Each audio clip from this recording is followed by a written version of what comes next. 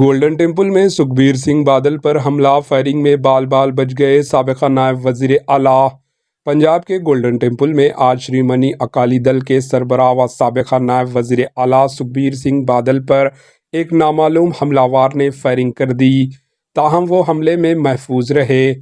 سکھبیر سنگھ بادل امرتسر میں golden temple کے دروازے پر اپنی تپسیا کی خدمات کر رہے تھے کہ اچانک ایک نامعلوم شخص نے ان پر حملہ کر کے گولی فائرنگ کر دی۔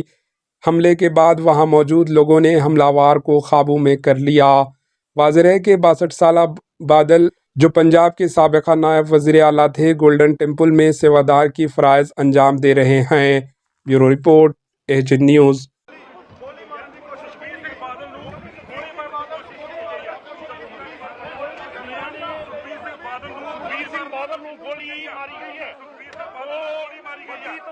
اپڈیٹ ਵੱਡੀ ਖਬਰ ਜਿਹੜੀ ਤੁਹਾਡੇ ਨਾਲ ਸਾਂਝੀ ਕਰ ਰਹੇ ਹਾਂ।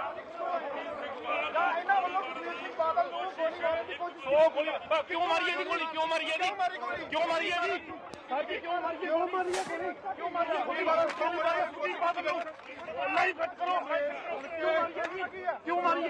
ਸਾਰੇ ਸੌਂ ਗਏ ਤੇ ਆ ਰਿਹਾ। ਹਾਂਜੀ ਅੱਗੇ ਆਪ ਦਾ ਆਪਣੇ ਕੀ ਹੋਇਆ ਸੀ?